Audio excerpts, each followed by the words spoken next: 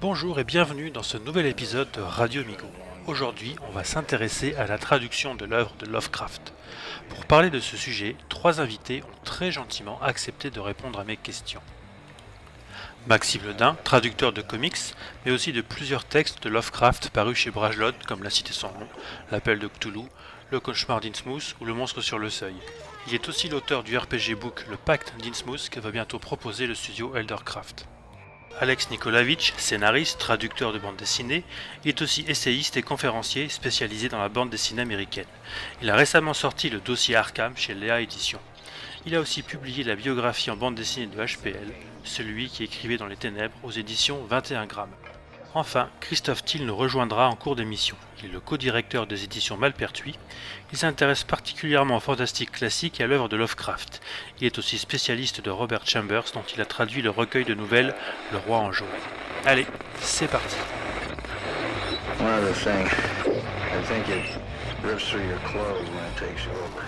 Alors, pour préparer cet entretien, j'ai ressorti mes vieilles éditions des cahiers d'études Lovecraftiennes de chez Ancrage.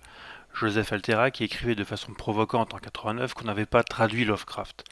Pourquoi faisait-il ce constat ? Le truc, c'est que les traductions, ce que tous les traducteurs savent, mais une traduction, ça vieillit.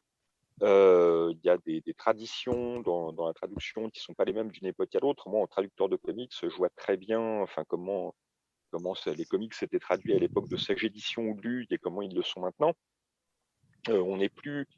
Et c'était pareil à la série noire dans le polar, tel que c'était traduit à la série noire, il y avait parfois des libertés qui étaient prises.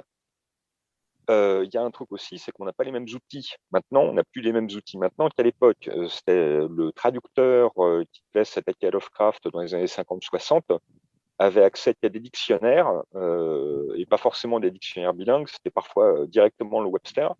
Et c'était pas forcément simple, surtout pour un auteur comme Lovecraft qui est très archaïsant, d'aller trouver toutes les formules très passées. On dit toujours que Lovecraft a un style vieillot et les traductions de Papy et d'époque ont un style vieillot, mais à l'époque où Lovecraft écrit, il a un style qui est délibérément vieillot pour son époque. Il essaie de faire du Poe ou du Hawthorne, donc c'est pas c'est un vocabulaire particulier, c'est des tournures de phrases particulières, et les phrases de Lovecraft sont complexes, et on a vite fait de se prendre les pieds dedans. Quand il fait des phrases à rallonge avec des subordonnés enchâssés ou des choses comme ça, c'est aux limites de l'intraduisible. Il faut parfois segmenter la phrase ou bricoler dedans, ou tricher avec. Donc, sans outils modernes, pour des mots anciens avec 14 exceptions plus ou moins connues, il y a plein de ressources en ligne sur l'anglais ancien pour pouvoir travailler. Les traducteurs d'époque n'avaient pas forcément ça, n'avaient pas forcément la tradition textuelle de Lovecraft, parce que maintenant on connaît aussi beaucoup mieux la façon dont pensait Lovecraft, c'est plus facile maintenant aussi de se mettre à la place de Lovecraft, de plus être dans le fantasme du recul de Providence et puis d'avoir accès à ses idées, à son ressenti sur pas mal de choses pour comprendre ce qu'il essaie de faire. Parfois, certaines phrases un peu énigmatiques, c'est clair quand on a lu les correspondances de Lovecraft, qu'on a lu le Commonplace Book ou ses essais sur le surnaturel en littérature. Il y a plein de façons maintenant d'avoir pour le traducteur un meilleur accès au texte, sachant en plus que à l'époque, Papy et consorts travaillent à partir des versions de Derleth publiées par Arkham House, qui n'étaient pas toujours non plus, correspondaient pas toujours non plus au texte. Il y avait moins de déviations par rapport au texte original que, par exemple, sur les Conan publiés à la même époque par Carter et Docamp. Mais on n'est pas forcément, même chez Arkham House, sur des versions complètement à jour et complètement fidèles des textes. Donc, tout ça, l'un dans l'autre, fait que la tâche du traducteur n'est pas forcément aussi simple à l'époque et que la vision d'un langage un petit peu archaïque pour un traducteur des années 50-60 n'est pas non plus la même que la nôtre. On a aussi, il y a la façon même de faire de la littérature a évolué aussi et de penser la phrase a évolué aussi. la langue elle-même a évolué en 60 ans, donc, ou en 60 ou 70 ans. Donc, de toute façon, une traduction est à refaire une fois par génération. Ça, c'est un peu les bases. Et même les traductions de maintenant ne feront pas forcément autorité dans 25 ans, ou demanderont à être au moins dépoussiérées. Mais oui, il y a des gros problèmes dus au fait de qualité des textes, d'accès du traducteur, parfois des erreurs de traduction. Hein. Il y avait, il y a une des versions de l'Appel de Cthulhu, je ne sais plus celle de Papy ou l'autre qui était sortie peu après, où il y a carrément un contresens sur La les première trois phrase. premières Oui, phrases. ouais, ouais. Il Il y y a a aussi so long, les choses comme ça, si long, ça c'est les mauvaises. dans, oui, le Ouais, Silon ouais, Carter dans ouais, ouais. le témoignage de Randolph Carter, qui est là une bourde de traduction terrible. Mais voilà, il faut avoir aussi là, so long, c'est vraiment, on est dans l'oralité du texte. Bah ouais, un traducteur littéraire a pas forcément. Non, il y a plein de choses aussi. À force de voir les séries télé en anglais, on a aussi la musicalité de la langue qui vient, de certains sens ambigus qui sont plus clairs. On a de meilleurs outils bah, ça joue forcément, quoi. Et puis on a Mhm. aussi à la relecture, on a quand on traduit Lovecraft, on est aussi relu par des gens qui connaissent Lovecraft. Ce qui Ouais. n'était pas le cas à l'époque. Mhm. Si c'était une relectrice de chez Gallimard ou en 1950, elle relit pas du tout de la même façon ni avec les mêmes codes de relecture que maintenant. Donc ça change énormément de choses aussi sur la façon dont le texte arrive à l'impression. Et est-ce que les éditeurs avaient une part de responsabilité dans ces soucis de traduction? Alors, enfin, si, là-dessus, pour rebondir par rapport à ce qu'avait dit Alex, et puis qui correspond à ça, c'est que quand on parlait des séries noires et de la déontologie actuelle de la traduction, les éditeurs avaient énormément d'impact, parce que notamment dans la série noire, souvent on demandait aux traducteurs de retrancher ou d'ajouter des pages, d'en ajouter, Mhm.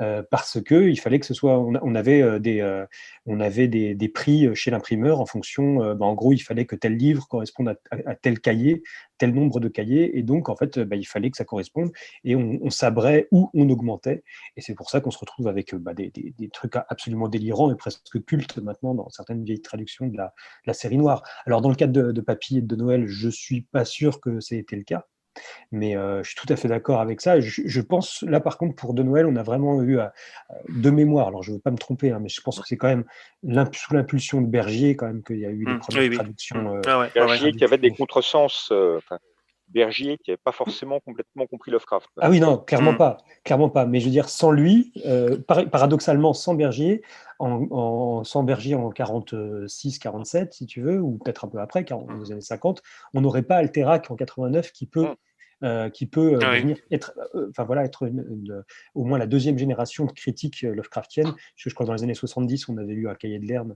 euh, Ouais. assez imposant et déjà important. Mais donc on a Bergier qui à mon avis, avait ses cercles dans l'édition, propose Lovecraft, ça tombe sur Papy. Alors, je ne suis pas un expert de ces trucs-là, mais c'est vrai que j'ai lu le texte d'Alterac, que je trouve très important. C'est un texte vraiment important de la Mhm. critique Lovecraftienne française parce que c'est un des premiers vrais bilans de la traduction. Parce que par exemple, le cahier de Lerne Lovecraftien, on a des gens, Maurice Lévy, des choses comme ça, qui ont une approche un peu psychanalytique comme ça, mais souvent qui l'ont lu en VO. Je ne suis pas sûr que beaucoup l'aient lu en français. Alterac fait une sorte de point, vraiment de point sur cette traduction-là. Et je ne sais pas si le Lafon ou les Lafon sortent dans les années 90. Je me demande si le texte d'Alterac n'a pas quand même provoquer, faire un petit pavé dans oui. la mare, quoi. Je pense que si, quoi. Ouais. Euh, et par rapport à ça, par rapport à Papy, donc moi j'avais lu Alterac, et alors j'ai découvert, comme beaucoup de gens, moi dans les versions Papy et Lamblin, parce qu'il y a Simone Lamblin Ouais. qui a Oui. refait dessus, et là par contre je trouve le résultat très très beau. Et alors j'étais allé regarder dans les Papy, j'avais retrouvé des vieux de Noël, je crois Joseph Alterac prend vraiment comme point de truc, c'est les montagnes hallucinées, je crois. Ouais, c'est ça, Il c'est note l'exemple qu'il notamment donne. En fait, ça sabre ça méchamment, quoi, en sabre fait. Hein. énormément dans les montagnes Oui. Ouais, hallucinées. ouais. Alors Ouais, bah, ça, Là, c'est enfin, à la toi, demande de Hmm. l'éditeur apparemment qui voulait Oui, virer le développement des premiers chapitres. C'est ça, Puis, ouais, ouais. puis apparemment, il y a des trucs assez techniques. Apparemment, c'est un peu, enfin, pareil, pour préserver un petit peu les lecteurs ou pour voilà, les amener vers cette lecture qui est peut-être un peu difficile. Donc, en gros, ils comprendront pas, donc on enlève et puis voilà. Donc, Bah, effectivement, il y a des passages entiers qui ont sauté, quoi. Voilà. quels sont les choix de l'éditeur? Quels sont les choix du traducteur à C'est une ça, ouais, époque, ouais. vraiment, comme disait Alex, à une époque où le rôle du traducteur est vraiment beaucoup plus central, c'est-à-dire il y a quasiment personne qui va pouvoir vérifier à ta place, enfin, ou Mhm. repasser derrière toi, ou alors seulement d'un point de vue de correction typographique, que bon, le traducteur est un peu le maître, a un rapport au texte Mhm. complètement différent du nôtre actuel, où quasiment tout le monde a accès à la VO, tout le monde peut comparer, et ce qui est passionnant d'ailleurs, parce on a de la chance, je trouve, on a de la chance d'être traducteur en 2021, même si Oui. c'était très exaltant de l'être avant, mais en 2021, je veux dire, déjà, on est cité, Mhm. les gens remarquent les traductions, des choses comme ça. Mais dans le cas, et donc justement, enfin, je reviens sur Papy, juste, Papy est quand même, enfin, même avec son nom est merveilleux, parce que c'est enfin, même en tant que traducteur de Lovecraft, c'est notre papy, quoi, à tous, hein, c'est notre Mhm. grand ancien, quand même. Et mine de rien, j'aurais quand même voulu le réhabiliter un peu, parce que il a eu des fulgurances. C'est quand même un grand traducteur, c'est un grand traducteur, à part hors Lovecraft. Il a traduit Alice au Pays des Merveilles, il a traduit Arthur Machen, il a traduit, enfin, ça a été un grand bonhomme, quand même, de la traduction et du passage, si tu veux, au moins du fantastique, ou en tout cas d'un certain fantastique anglais Mhm. et anglo-saxon en France. Je me demande, alors non, je sais plus s'il était proche des surréalistes, mais je confonds peut-être avec un autre traducteur d'Alice au Pays des Merveilles. En bref, en tout cas, il a eu quand même des fulgurances, quoi. Les montagnes Mhm. hallucinées, c'est lui, et c'est merde. Enfin, je veux dire, je sais pas comment David Camus va jouer avec les titres. Il conserve les titres reçus, en fait. Mhm. Il essaye pas d'être au plus proche du titre anglais. Il va conserver l'Abomination de Dunwich, Ouais, les Montagnes hallucinées, parce que c'est des titres fabuleux. c'est ça. On peut Ouais. pas Oui, passer oui. à côté. Alors justement, est-ce qu'il est difficile de se détacher des traductions des grands anciens comme Papy ou d'autres, qui sont maintenant gravés dans l'imaginaire collectif Lovecraftien? Tu évoquais les montagnes hallucinées. On garde le titre, on ne le garde pas. Comment est-ce que vous vous situez, vous, par rapport à tout ça? La question se pose vraiment pour les titres. Moi Mm. c'est assez rigolo d'ailleurs le bouquin que j'ai traduit, co-traduit pour Brajon, parce j'ai fait 5 nouvelles, et je crois que Sonia Kemener, qui était la traductrice, en a fait 5 aussi, qui a fait le festival, l'Abomination de Dunwich, etc. Mm. Elle, alors on s'est pas consulté, on s'est très peu consulté, c'était une traduction faite assez rapidement, enfin rapidement, moi j'ai tout de suite su, enfin Brajlon m'avait contacté en me disant ouais, dans 3 mois tu rends tout ça. Non, non, non, j'ai mis un mois pour faire l'appel de Cthulhu. C'était la première sur laquelle j'ai travaillé, mais j'ai mis un mois complet. Alors après, je m'y suis habitué, mais voilà, j'ai approché ça avec enfin, c'était pas possible dans les conditions qui étaient prévues au départ. Et ça, c'est bon. Après, ils ont tout à fait compris. Mais voilà, chacun a évolué. Et moi, j'ai pris le parti, comme tu dis, Alex, comme David Camus, à mon avis, apparemment, a choisi pour son intégrale Mnemos, de conserver les traductions canoniques, les titres canoniques, Oui, oui. alors que Sonia Kemener, pas du tout. Donc, Oui, on j'avais se vu, retrouve ouais. avec l'horreur à Dunwich, et puis moi, le cauchemar d'Innsmouth. Alors que j'aurais tellement aimé, ça c'est vraiment un truc, ouais, l'ombre sur Innsmouth aurait été, ça c'est par contre, le cauchemar d'Innsmouth, là où les montagnes hallucinées sont magnifiques, l'abomination de Mhm, Dunwich, la couleur tombée du ciel, enfin je veux dire, la couleur tombée du Mm. ciel, mhm. c'est merveilleux, la couleur tombée du ciel, comme trouvaille, si tu veux. Mm. Et moi, par contre, j'aurais voulu, mais j'ai pas osé, mais l'ombre sur Innsmouth aurait été, Oui, ça aurait été très bien. parce que vraiment, il y a un lien avec l'ombre, et ça revient dans le texte. Parce Mm. que souvent, d'ailleurs, les titres Lovecraftiens sont tirés, sont des éléments du texte. The Mhm, Color After Space, à un moment, je crois que enfin, le personnage, le narrateur, l'exclame à un moment, genre This color out of space. Enfin, il y a vraiment, c'est à ce mhm. moment-là, The Shadow over Innsmouth, c'est dit dans le titre. Très régulièrement, en fait, les titres Lovecraftiens sont des passages D'accord. Mhm. du texte. Et, euh, et donc, voilà, je trouverais ça intéressant. Je trouve ça intéressant de les ressortir, du coup. Mais quand on se retrouve avec des textes des titres aussi beaux comme ceux qu'on choisit, qu'a trouvé Papy, bah, c'est difficile de s'en défaire. Tout comme, alors on parlait de Bernard Noël par rapport à Sylon Mhm. Carter. Bernard Noël, d'ailleurs, qui est mort il n'y a pas très très longtemps, qui était un poète Mm. assez chouette, enfin pointu, mais assez chouette, et qui est mort. Et donc, il a fait des bourdes pas possibles. Je crois qu'il y a aussi avec un terrain, je crois une garden party, je crois, qui devient un terrain un terrain de tennis, enfin je sais plus, enfin vraiment un truc, voilà. C'est Et, lui qui avait fait la quête de Kadat aussi. Oui, c'est avec ça, Kadat, avec c'est ça. Et il y l'erreur, oui, avait oui, ouais. il y a Voilà. une erreur en début de traduction qui change tout le Mm. sens du texte. Oui, c'est ça, oui. Voilà, c'est ça, exactement, oui, oui, ça devient. Mais il a fait les maigres bêtes de la nuit.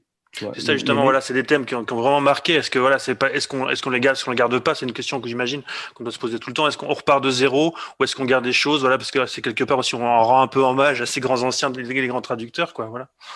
Ouais. J'avais eu un problème très particulier en traduisant Alan Moore quand il avait fait Neonomicon. Alors, ça a été retraduit récemment par Thomas Davier, non, c'est pas ça? Thomas Davier, voilà. Mais ma traduction était chez Urban et il y avait les titres de chapitres font tous référence à Lovecraft, mais sont tous détournés. Un peu Et le détourné. Ouais. premier chapitre, notamment, c'était At the Mansions of Madness, au manoir de la folie. Bah, Mm. comme la référence c'était aux montagnes hallucinées, mais pour le manoir, enfin, deux personnages vont dans un asile psychiatrique interroger quelqu'un un petit peu à la Hannibal Lecter, et le Mansion of Madness, c'est l'asile psychiatrique. Le problème, c'est que j'avais rien qui permettait de conserver, pour définir l'asile, qui permettait de conserver l'assonance avec mountains et mansion.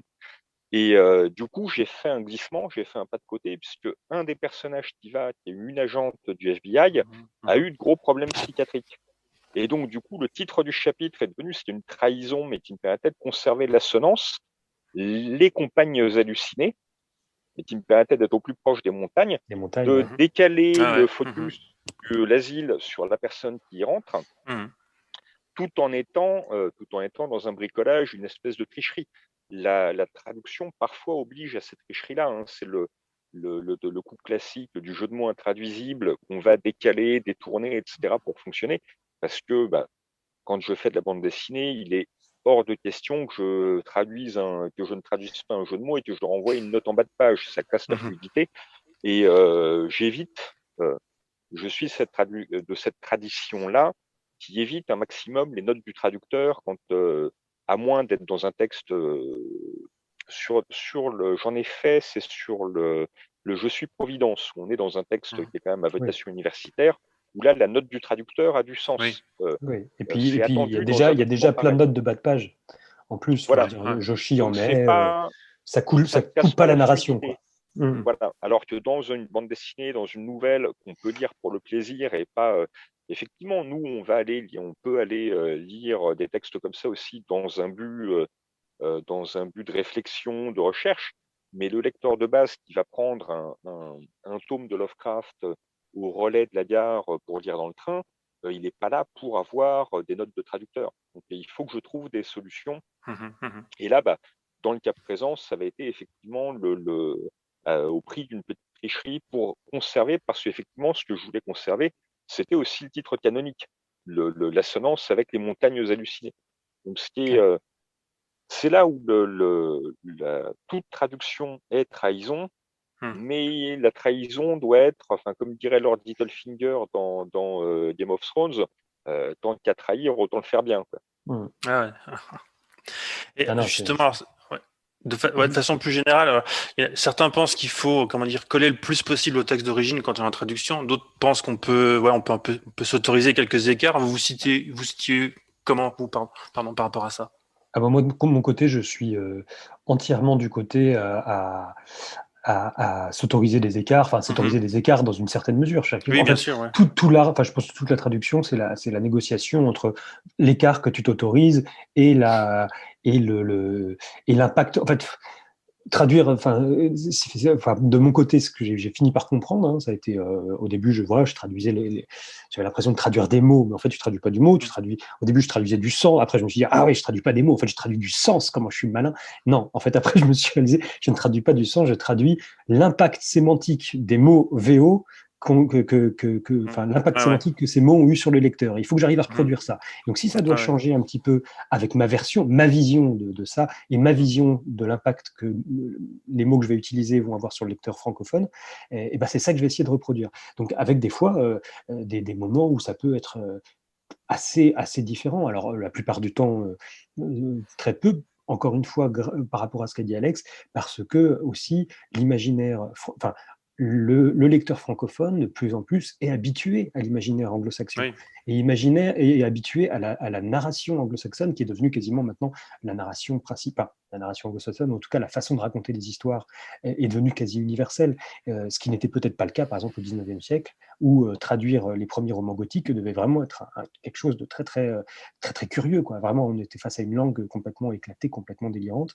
Mhm. Là où maintenant, je veux dire, on a l'habitude, on voit à peu près comment fonctionnent les intrigues, on se connaît. Et donc, il faut quand même, nous, ça va se jouer sur, comme disait Alex, oui, sur les jeux de mots, les références, les, ouais, voilà, enfin, les voix qu'on va essayer de donner aux personnages, notre Mhm. façon Mhm. d'interpréter. Donc, c'est vraiment, pour moi, essayer de reproduire, en gros, que le lecteur francophone ait la même réception du texte que le lecteur Ouais, anglais. Donc, un ni des ressenti mots, qui ni peut du s'en sens, rapprocher, ouais. mais que ce soit vraiment dans la lecture, en fait. Ok. Et donc, du coup, je suis vraiment à fond du côté cibliste, même si j'admire les gens, enfin, ce qu'on a dit, alors, les ciblistes et les sourciers, mais alors, moi, je ne maîtrise pas très bien, d'un point de vue universitaire, ça, hein, Mhm.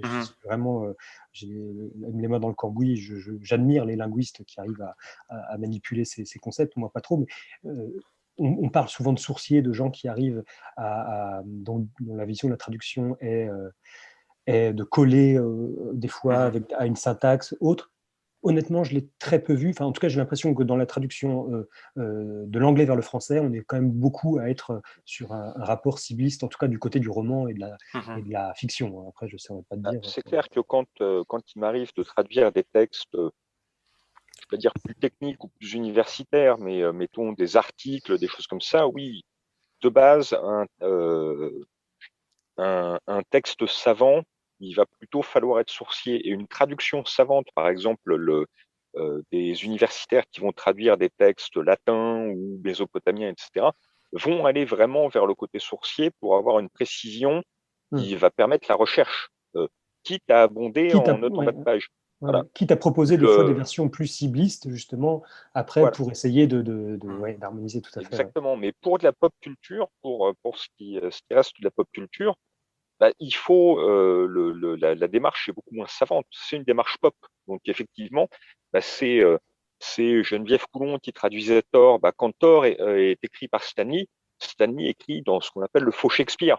Hmm. Donc avec la fameuse deuxième personne du singulier anglaise Les qui DAO. ne Hmm. Mhm. qui fait que l'anglais est cette langue merveilleuse où on tutoie Dieu et on vous voit son chien. Bah, c'est intraduisible ça. Bah, Coulon, quand elle traduisait Thor à l'époque, et je sais que c'est une traductrice très contestée par ailleurs, mais qui avait un sens d'une parlure moyenâgeuse extrêmement efficace dès qu'il s'agissait de faire parler Thor et les dieux asgardiens. Bah, il y a ça. Et chez Lovecraft, il y a un style qui est délibérément archaïque. Bah, il faut arriver, parfois, certains archaïsmes de langage n'ont pas d'équivalent d'une langue à l'autre. Bah, il faut trouver cette patine-là, sans écrire comme, bah, voilà, quand il écrit comme Hawthorne, bah, l'équivalent d'époque, ça pourrait être Chateaubriand à quelques années près. Bah, il ne s'agit pas d'écrire, je serais bien incapable d'écrire comme Chateaubriand, mais d'essayer d'avoir quelque chose qui est le goût et l'odeur d'une écriture de l'époque. À cela près, je trouve, et ça c'est assez intéressant par rapport au style, si on revient sur Lovecraft, par rapport au style de Lovecraft, il y a deux choses que je voudrais dire là-dessus, c'est que donc, le style Lovecraft est assez décrié, enfin, c'est assez particulier, parce que curieusement, il est plus décrié chez les Anglais qu'en France. En France, il y a des gens qui disent oh, ça me fatigue, il y a trop d'adjectifs, voilà. Mais il n'y a pas un rapport. C'est vraiment la critique anglaise et enfin américaine qui très tôt, même dès ses premières traductions, enfin publications d'Arkham Press, dès les premières critiques, disaient non mais c'est imbitable, quel style atroce, poussiéreux, mais d'où est-ce qu'on sort? Ce qu'il faut voir aussi que chez les Américains, on était vraiment à l'opposé. Lovecraft, enfin, je veux dire, surtout quand il commence à exploser, ou en tout cas quand il commence à avoir des recueils dans les années 50, on est sur du Hemingway. Si un lecteur français va dire Lovecraft, c'est illisible, c'est poussiéreux. C'est que le traducteur a peut-être fait du bon boulot parce que finalement, même pour les lecteurs de l'époque, Lovecraft, comme disait Alex, il jouait déjà avec des codes archaïques, il s'amusait. Et Lovecraft est un très très fin. Souvent, on l'a présenté, et la critique anglo-saxonne l'a présenté comme une sorte de caricature de Poe ou des fois un mec comme ça. Mais non, Lovecraft, on lui reprochait plein de choses, mais d'un point de vue, il savait maîtriser les mots, quoi. Il savait maîtriser son style, il savait exactement ce qu'il choisissait. Et donc, du coup, si Lovecraft écrivait déjà archaïsant, donc il y avait ce côté-là.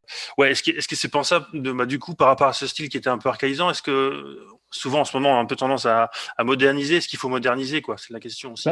Juste par rapport, pour finir juste sur le style, et ça va avec, c'est que il y a une grande différence pour moi entre la réception de Lovecraft par les Américains et les Anglo-Saxons en général et les Français, c'est que nous, en France, le bon style, en tout cas le style de nos grands classiques, mais de nos grands anciens, mais d'un point de vue littéraire, si tu prends du Flaubert, tu prends du Victor Hugo, notamment particulièrement Victor Hugo, je trouve. Tu lis certains passages tu lis le début des Châtiments ou ça, c'est du Lovecraft quand il voit la muraille des siècles palpitante, un magma de corps. Tu as l'impression de lire du Lovecraft. En fait, on n'a pas, je trouve, ce même, il n'y a pas le même impact de la du délire syntaxique Lovecraftien. Il peut être très difficile à traduire, je ne dis pas ça, et très difficile à rendre et très beau, mais le français, le lecteur français en tout cas, il peut être fatigué. Je connais beaucoup de gens qui disent ouais, non, ça me saoule. Il y a trop de textes, trop de mots compliqués. Mais un lecteur français plus ou moins rompu à la littérature entre guillemets classique va pas trouver ça atrocement vieillot ou vétuste ou dingue, quoi, si tu veux. En tout cas, c'est mon impression. Là où ça, pour moi, Lovecraft a vraiment créé une rupture vraiment délibérée de son côté avec le style de son époque et le style à venir qui allait être en Amérique, quoi. Et donc, en tout cas, pour dire que la France, pour moi, c'est presque la langue idéale pour traduire Lovecraft. Alors, une question beaucoup plus pragmatique, mais quelles sont les versions des textes de Lovecraft sur lesquelles vous travaillez pour vos traductions?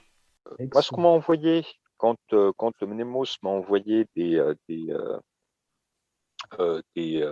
textes que j'ai eu à traduire pour l'intégrale, donc qui étaient des révisions de Lovecraft, c'était les versions qui avaient été visées en fait à partir de manuscrits originaux par S.T. Joshi. Donc des choses qui étaient au plus proche, qui étaient a priori au plus proche du texte original.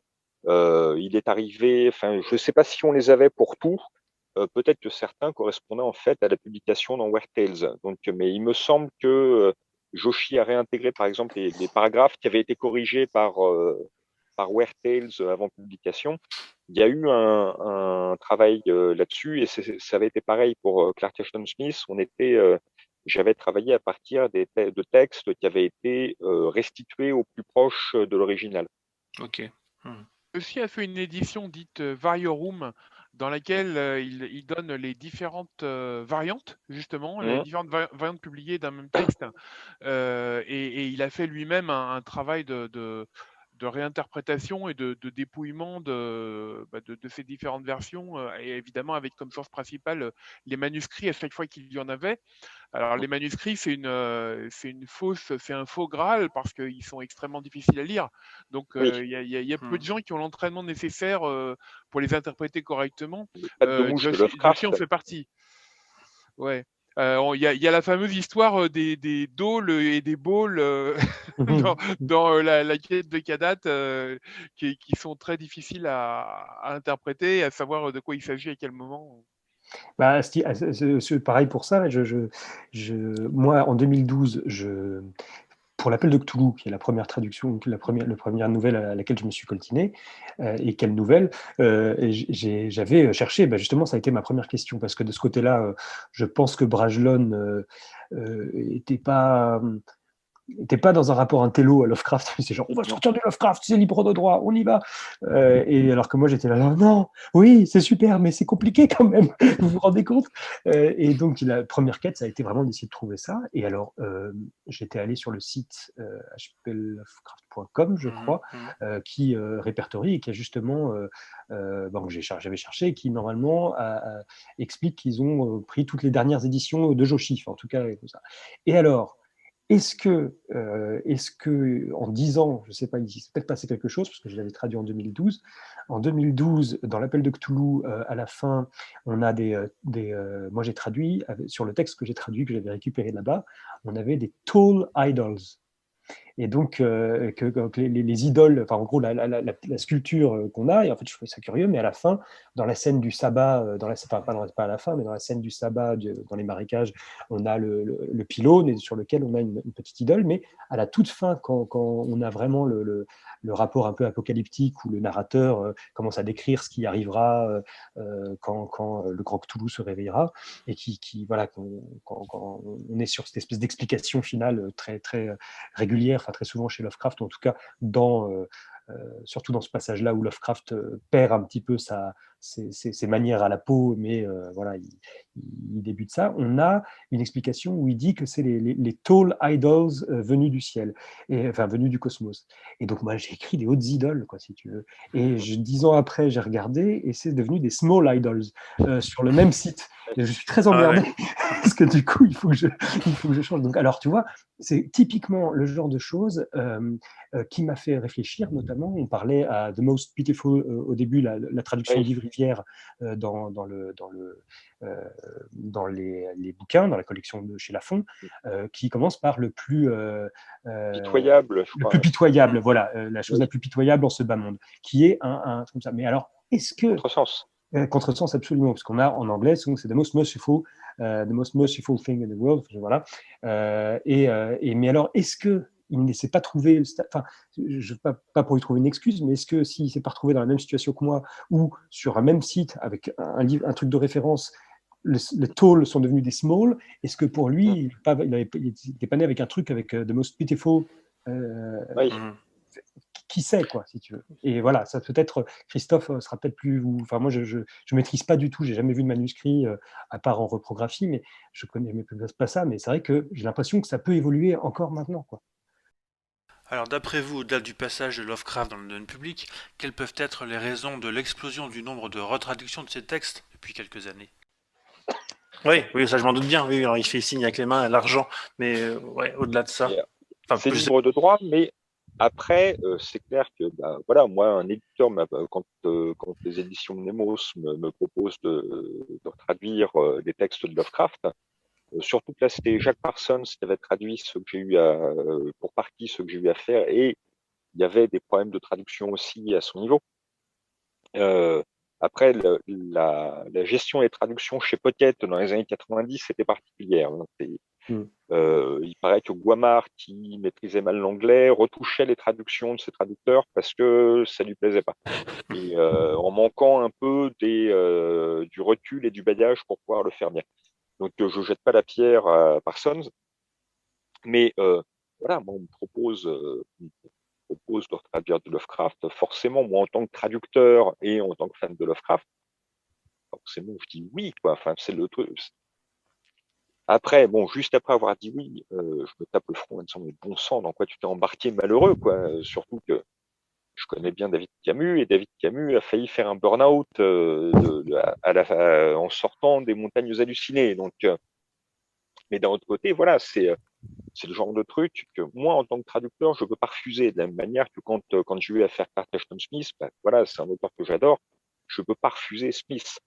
Il y a quelques auteurs comme ça qu'il me serait impossible de refuser, quand bien même je maudirais mon éditeur et l'auteur pendant les mois suivants pour que je m'exprimerais avec le texte. Donc il y a ça qui joue.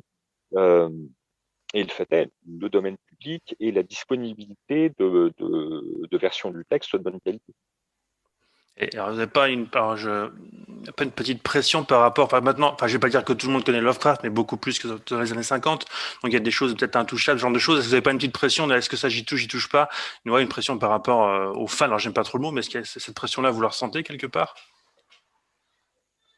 Moi, de mon point de vue, vu que je suis moi-même, je me compte moi-même parmi ces fans, en tout cas, je n'ai pas.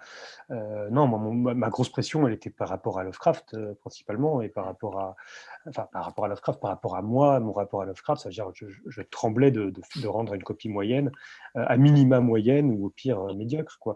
Et j'espère, j'ai tout fait pour que ce soit pas le cas, mais comme je vous le disais au début, 10 ans ont passé et mon rêve, ce serait de refaire la même chose, de recommencer, si tu veux.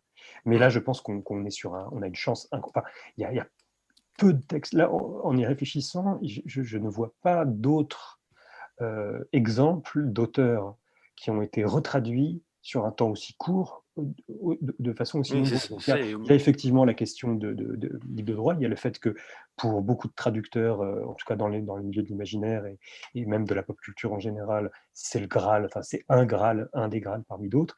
Moi, j'ai eu la chance de retraduire de Lovecraft, mais chez Via Brajlon aussi, m'ont proposé de retraduire Alice au Pays des Merveilles de Carroll, et je me dis que peut-être avec Lovecraft, c'est peut-être le seul bouquin où il y a quasiment des nouvelles traductions tous les ans. Alice au Pays des Merveilles a un côté, alors parce que aussi ça se vend facilement, c'est souvent le support d'image, etc. Donc c'est pas forcément le cas de Lovecraft, mais une espèce de truc de texte perpétuellement vivant, quoi. Et je pense que Lovecraft, ça va être son cas parce qu'il y a un côté fascinant, tout le monde est fasciné, tout le monde a envie d'avoir sa version, mais on a aussi une chance, et ça va être la chance, c'est grâce à David Camus, c'est que Camus va faire une intégrale. Et ça va fixer, en tout cas, ça va nous donner une vraie référence en tout cas pour la prochaine génération. On va avoir une référence qui sera la version de David Camus. Plein de gens vont pinailler sur certains points, etc. Mais je suis persuadé qu'il va faire un excellent travail, qu'il est déjà fait d'ailleurs en grande partie. Il lui restait, je crois, celui qui chuchotait dans les ténèbres, ou il vient de finir celui qui chuchotait dans les ténèbres, et où il lui reste juste celui-là à faire. Il n'y a plus qu'une nouvelle à traduire. Il les a traduits Non, il ne les a pas traduits dans l'ordre chronologique. Non, du tout. Non, du tout. Parce qu'il avait déjà traduit avant, oui, bien sûr. Mais oui, en tout cas, il avait fait les deux recueils.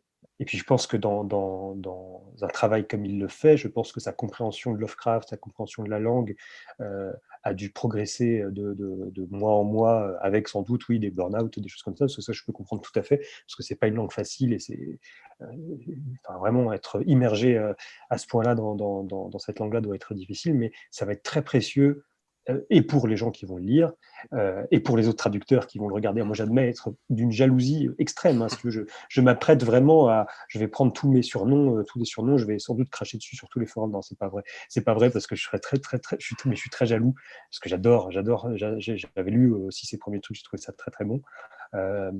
Il a corrigé plein de choses par rapport à ses premiers. Du rêve, il a corrigé énormément de choses. Je suis sûr, c'est ça, on le sent parce qu'on le sent. Je lis un peu ses notes, ses retours des fois sur la page Ulule, et on sent que, on sent qu'il a. Et je pense qu'il a fait l'expérience que tous les amoureux de Lovecraft, mais que je pense que voilà, nous quatre qui sommes là, et aucun de nous ne pourra le dire, c'est que Lovecraft, on est tous fascinés au début il y a un choc au départ, mais ensuite plus on avance, plus ça creuse. Enfin, Lovecraft a vraiment un rapport à une profondeur. Il y a peu d'auteurs comme ça. Il y a des auteurs très larges, très vastes, où tu peux te découvrir plein de choses. Mais Lovecraft, dans le petit périmètre de ce qu'il a fait, en tout cas de manière dans sa fiction et après dans ses correspondances, etc. Mais il y a vraiment un rapport où tu creuses en spirale et tu descends. Et c'est toujours de plus en plus. Enfin, tu fais toujours des découvertes, quoi. Et je suis sûr que David Camus, là-dessus, ça va être merveilleux. Alors justement, tout le monde attend avec impatience la sortie de l'intégrale Lovecraft chez Mnemos, traduite par David Camus donc.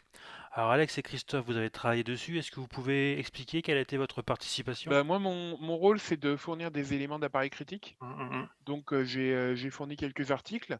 Là, je suis en train de travailler sur un glossaire. Alors, je m'en donne à cœur joie dans le rôle de monsieur Larousse ou Littré, à parcourir tous les textes de Lovecraft et à repérer tous les mots compliqués. Et alors, pas que les mots compliqués. Alors, je m'éclate bien sur la paléontologie, hein, c'est un domaine que j'aime beaucoup.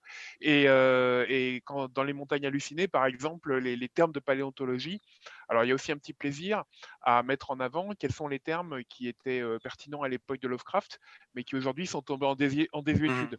Par exemple, à son époque, on pensait qu'entre le Jurassique et le Crétacé, il y avait une ère qui s'appelait le Comanchien. Et c'est un concept qui a disparu.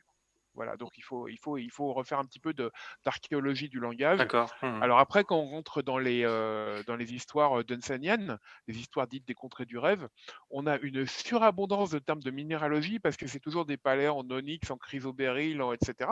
Et donc voilà, on a des noms de minéraux qui sont en grande, grande abondance. Et c'est assez fun de faire ça, quoi. Et puis, alors il y a un truc qui va être un petit peu moins fun, ça va être l'index. Mhm. Euh, voilà, My Sim se marre. J'ai déjà beaucoup souffert avec l'index de Je suis Providence, Oui, qui m'a valu ah bah, quelques c'est un nuits morceau. blanches. Et encore parce que là, je suis parti de l'index existant, hein, quand même, Mhm. de la version originale. Alors que là, enfin bon, ça va être un index essentiellement des créations de Lovecraft et apparentés, hein, des noms de personnages, de créatures, de véhicules, d'œuvres, de peuples, etc., etc. Je suis pas encore sûr que je vais indexer New York et Paris, quoi. Mais voilà, tout ce qui fait partie de l'univers imaginaire de Lovecraft va figurer dans cet index. Et je crois que j'aurai pas beaucoup de temps pour le faire parce qu'évidemment, l'index ne peut être fait qu'une fois qu'on a un tome qui est définitivement paginé. Ah ouais. Or, on n'en est pas encore là. Ouais. Et donc, relu, corrigé avec une version définitive du texte. Ouais, ouais, Ah ouais, ouais. relu corrigé, bien sûr. Et je vois que David est encore, parce on a encore quelques discussions des fois Hum, sur ah ouais, mais tel terme et tout. Et je vois qu'il en est encore à corriger des trucs qu'il avait déjà fixés de façon quasi définitive. Mhm. Donc voilà, c'est encore un peu mouvant tout ça. Ouais, c'est compliqué de s'arrêter, j'imagine. À un moment, pour la version définitive, on y touche plus, ça va être assez compliqué, quoi. Ouais, c'est un petit peu un déchirement. Ouais, ouais. Bah, sur son bouquin, n'importe quel bouquin, moi, Ah oui, mes oui, romans, mes bandes dessinées, à un moment, j'envoie le truc parce que de toute façon, c'est oui. plus Mais possible et il me c'est sort ça, par ouais, ouais. les yeux. Mhm. Et puis, bah, quand je reçois la version imprimée, il y a 14 trucs qui me sautent à la figure, quoi. Ah ouais, C'est ouais, Je ouais. me c'est dis, la ah, bah première oui, page que tiens, tu ouvres en général. Ouais. Oui. oui, bah, ça, C'est l'horreur. Ouais. Tu reçois le bouquin, tu l'ouvres et tu tombes sur la coquille ou la faute. C'est voilà, une bah, sorte de mon malédiction. premier album de BD, j'ouvre le truc, je tombe. Alors, c'était moi qui avais dû le lettrer en plus en 2 jours parce qu'il y avait eu un bins et j'avais dû me cogner tout le lettrage alors que c'est pas Ah mon ouais. métier du tout. Premier truc que j'ouvre, c'est une bulle où il y avait 2 corps de texte différents parce que j'avais été obligé de faire 2 blocs parce que la bulle était bizarre et 2 interlignages différents, bien sûr, parce que j'ai mal géré une préférence. Et puis hop, je tourne une page et là, pouf, la coquille, le super archevêque de l'espace qui se met à parler petit nègre parce qu'il y a un R qui a sauté, je sais pourquoi. Et là, j'étais et mince avec la petite goutte de sueur Ah ouais. Ah, coulant au front. on peut pas y couper. Hein. C'est vraiment. Ouais. J'ai une amie éditrice qui me dit quand elle reçoit un bouquin qui vient de sortir, elle met le carton de côté et elle ne l'ouvre qu'une semaine après pour essayer de lever la malédiction. Mais Je ne c'est sais ça. pas si ça marche. Non, mais ouais, je comprends. Et Alex, toi, t'as travaillé sur quoi, du coup, dans cette intégrale? Alors, bah, comme David pouvait pas tout faire, l'intégrale, au fur et à mesure que le financement participatif a gonflé démesurément, Hmm. l'intégrale a gonflé Ah démesurément. oui. Et il n'était pas prévu au départ d'y intégrer les révisions et les coécritures de Lovecraft. Et donc, il y a un tome de ça qui a été ajouté. Et là, David pouvait pas le faire, donc c'est 3 traducteurs, bah, moi, Julien Bétan et Papouche, j'ai plus son nom, alors que bon, qui avions fait le gros coffret Clark Ashton Smith, qui nous sommes retrouvés à nous partager les euh, les textes des révisions. Donc j'en ai fait 6, notamment. Alors j'étais en plein confinement de l'année dernière quand Hmm. j'ai eu à faire The Last Test. Et au bout d'un tiers de la nouvelle, j'ai mis de côté, j'ai prévenu l'éditeur en disant je vais faire plutôt le journal d'Alonzo Piper avec le type qui se fait dévorer vivant par la maison abandonnée. Parce que là, Last Test, c'est l'histoire d'une épidémie à San Francisco. avec à un moment la ville se vide, les rues sont vides, les dernières personnes se croisent dans la rue en se regardant en coin, et il y a un savant fou qui a soi-disant un remède miracle, et il s'avère que c'est plus compliqué. Et là, en avril 2020, comment dire, oui. j'avais pas envie de rentrer là-dedans, alors que si j'allumais les infos, j'avais la même chose. C'est clair. Donc j'ai fait aussi donc. T'as pas fait Night Ocean aussi? Tu m'avais Si, dit. Night Ocean, Ouais. qui est en plus un de mes petits chouchous dans les révisions. Ouais, qui est c'est un de très mes beau favoris texte, moi-même. Ouais. Et qui était simple d'ailleurs.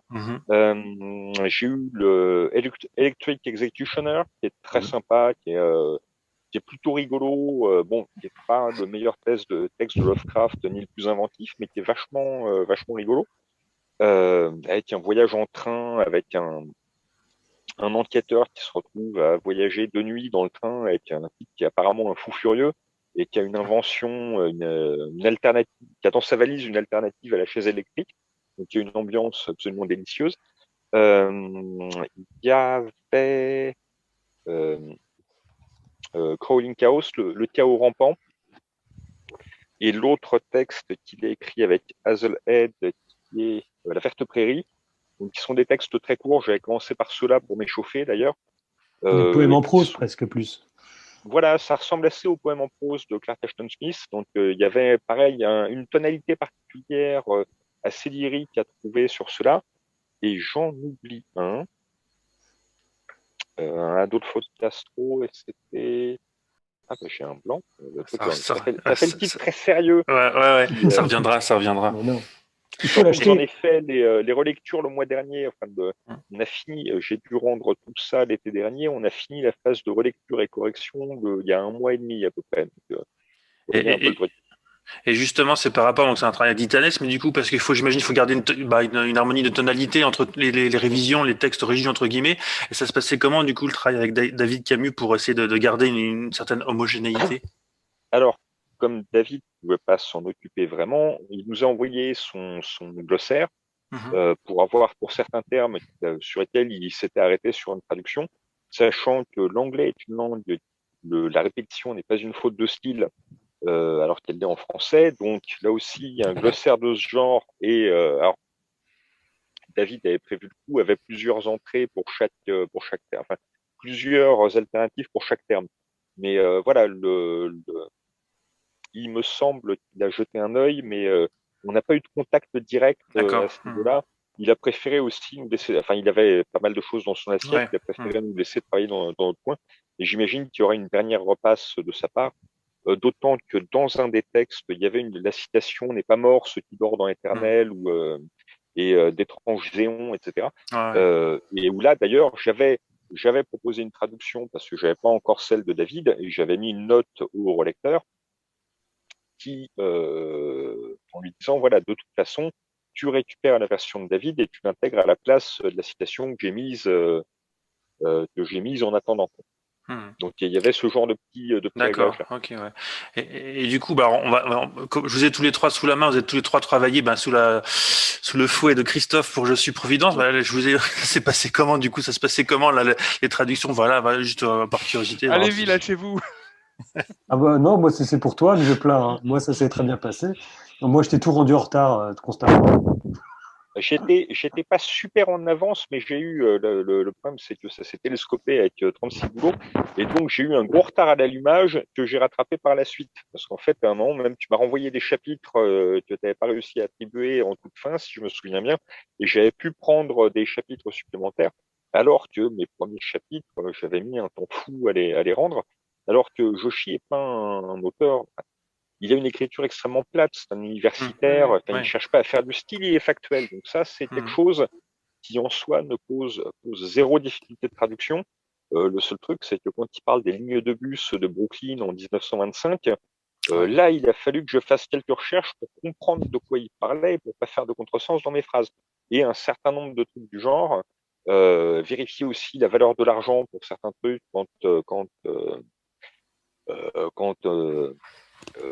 on parlait des revenus de Lovecraft, et à cette période new-yorkaise, il tape du pognon à ses tantes, il gratte des sous pour acheter des timbres, etc.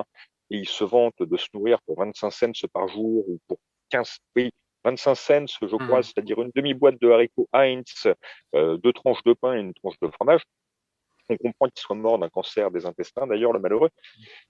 Voilà, les difficultés étaient de vérifier tout un tas de petits détails de ce genre-là, parce que l'écriture elle-même, enfin, c'est le genre de choses où en vitesse de croisière, traduire 20 000 signes ou 25 000 signes par jour n'était pas un souci.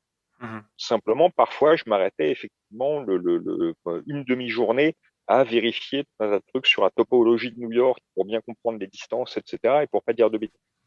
Ok, ouais. Alors Alex, quand même, il faut rappeler qu'il n'y a pas que l'écriture de Joshi qu'il s'agissait de traduire, parce que c'est quand même un texte qui est Oui, truffé de citations, Oui, oui, oui. d'extraits de lettres, voire mm, de poèmes, dont beaucoup de choses inédites. Et donc, mm, les traducteurs n'ont pas eu que du Joshi à traduire, ils ont aussi pas mal de oui. Lovecraft. C'est vrai que j'avais traduit, mais j'en ai pas eu tant que ça dans mes parties. Enfin, il y avait pour pas mal de choses, les citations étaient des citations de textes connus ou de lettres qui il y avait les références des lettres et certaines étaient déjà plus ou moins disponibles. Donc, les lettres étaient pas le plus difficile. Sur les poèmes, oui, j'ai eu deux, trois difficultés. Donc, effectivement, quand il y avait les poèmes, j'étais pas à la vitesse de croisière à 20 000 signes. Ça, Mhm. c'est une évidence. Mais c'était pas non, de ce côté-là, j'ai pas eu trop. Il y avait une citation de horreur et surnaturel en littérature où là, oui, je l'avais pas chez moi. Et donc, il a fallu que je trouve un copain qui l'avait, qui a pu me photocopier la page et que je puisse travailler à partir de ça.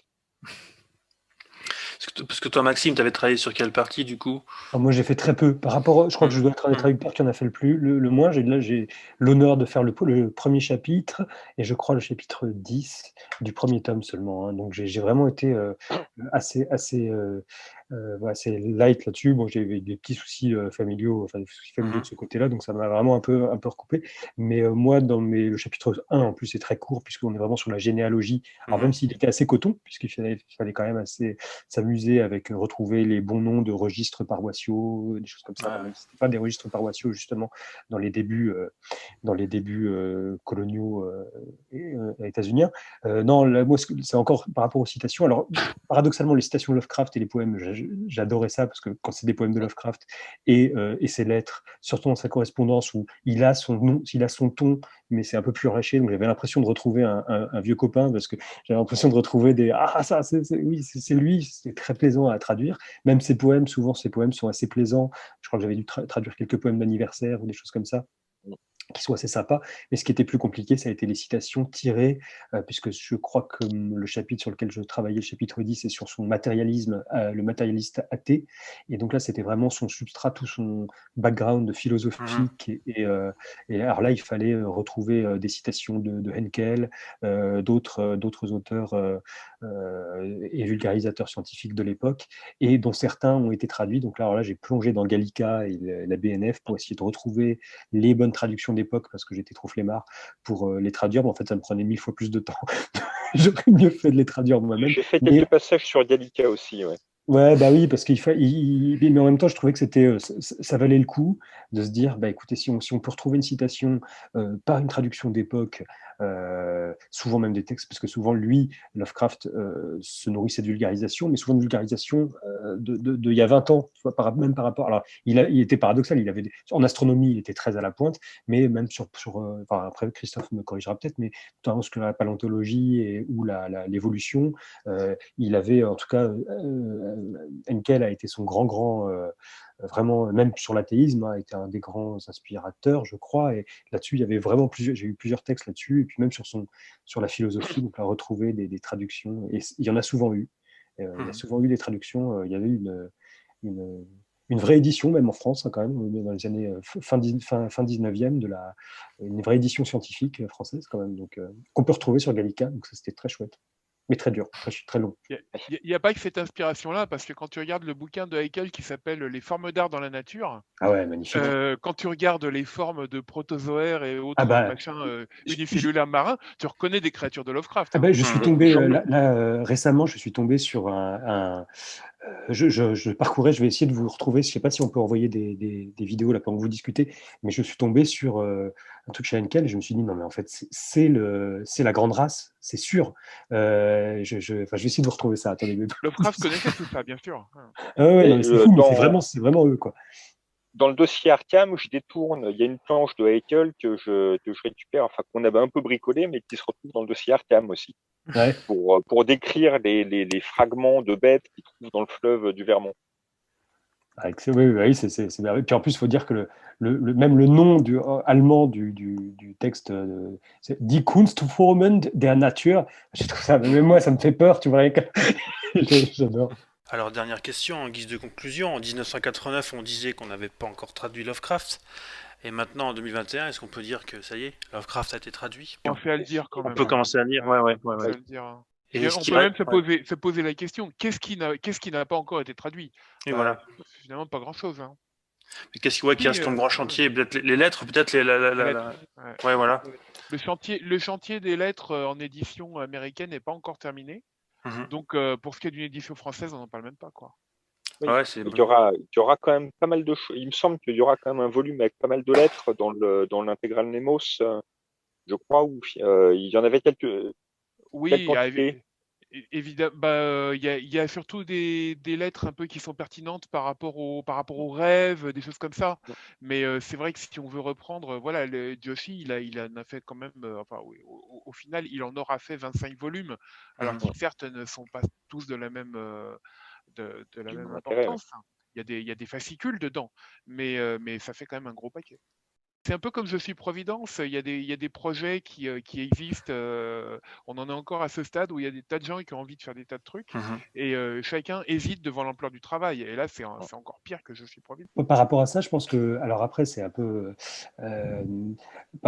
je pense pas que même avec un financement participatif, ce sera vraiment des publics très, très larges, mais il y a quand même tout un courant critique aussi qui est maintenant, qui pourrait être à traduire. En tout cas, il y a eu le renouveau critique amené par Joshi, puis tu avais Robert M. Price avant, etc. Alors maintenant, les choses sont remises en cause, et c'est surtout que maintenant en France, on a un vrai, au final, on découvre aussi que la France est l'autre pays critique de Lovecraft, puisqu'on avait le cahier de Lerne, on a eu la collection, enfin Ancrage, on a eu la monographie de Christophe qui était sortie il y a 3 ans, qui a été une vraie belle somme. Avec vu qu'on parle de traduction aussi, je conseille à tout le monde, je ne sais plus qui est je crois qui est l'autrice de cet article, mais il y a un article très chouette qui compare différentes traductions d'Appel de Cthulhu. Maintenant, je l'avais sous les yeux. C'est Marie Perrier.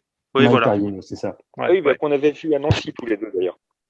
Et donc, je me dis que du point de vue de la critique, il y a des choses très très chouettes encore à faire. Moi, le grand truc, c'était Je suis Providence. Vraiment. Moi, j'avais découvert Joshi par un autre texte que j'aime beaucoup, qui s'appelait Subtler Magic, je crois, et qui est une sorte de biographie de Lovecraft, mais un peu via les textes. Donc là, en fait, c'est là où Je suis Providence, on est vraiment sur la biographie. Subtler Magic est très très agréable, parce que c'est vraiment, on prend chaque texte dans l'ordre chronologique, les textes en tout cas importants, et il rapproche à la fois la biographie et surtout l'évolution de la pensée philosophique et fantastique de Lovecraft.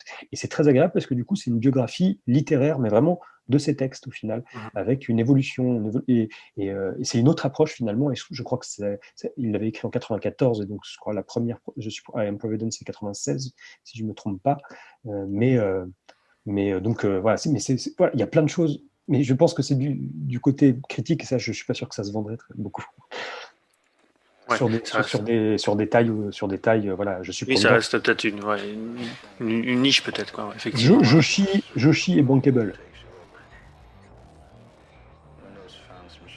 Voilà.